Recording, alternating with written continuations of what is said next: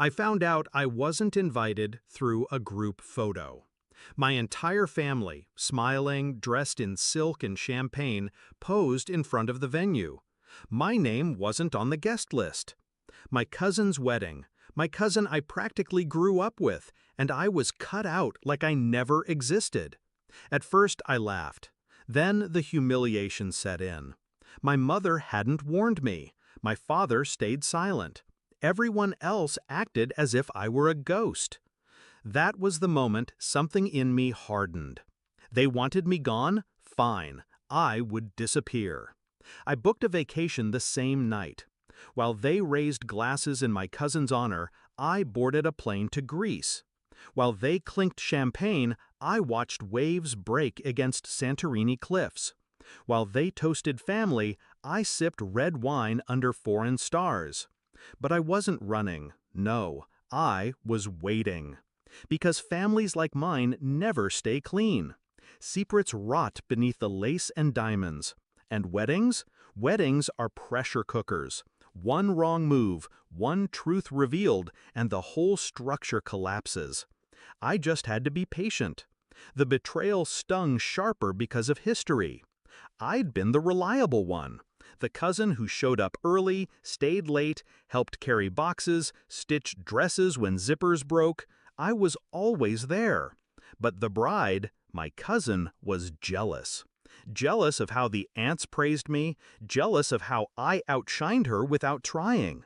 So she erased me. One stroke of her pen and I was cut. That night, staring at their posted photos, I promised myself I would never lift a finger for them again. But I didn't need to. They would destroy themselves.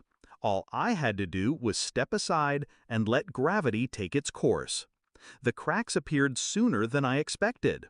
2 days into my trip, whispers reached me. A bridesmaid messaged me in secret. "You were lucky not to come," I pressed. She confessed. The groom had been texting another woman the night before the wedding. Someone found out. Chaos brewed. I smiled into my glass. They had wanted the perfect day without me. Now they had a storm instead. The climax unfolded while I sat on a beach. Phone buzzing non-stop. Dozens of missed calls. My mother, my father, my aunt, even the bride herself. I didn't answer. I let their desperation stack, one notification after another, until the screen felt hot in my hand. Finally, a single message cut through. "The wedding's off. He left her at the reception. Where are you?" Where was I? Watching the sun melt into the Aegean Sea, feeling the salt air cool against my skin. Free, untouchable. And that's when the beauty of it all struck me. By erasing me, they thought they'd humiliate me. But their cruelty spared me. I wasn't there when the groom's betrayal came to light. I wasn't there when guests whispered, when the music stopped, when the bride sobbed into her ruined dress. They had wanted me absent, and absent I remained. My silence was louder than any speech, my distance sharper than any confrontation. The real revenge wasn't in plotting, it was in refusing to be their scapegoat. They wanted me humiliated, cast aside. Instead, they stood exposed, fractured, their perfect facade shattered in front of everyone they'd tried to impress. And me? I was untouchable. I had witnesses, the bridesmaid, the endless messages that showed how fast the loyalty they denied me came crawling back when their world collapsed. When I finally returned home, I didn't rush to see them.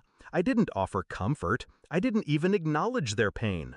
I walked past their silence with a calm smile, the kind that said, "You wrote me out.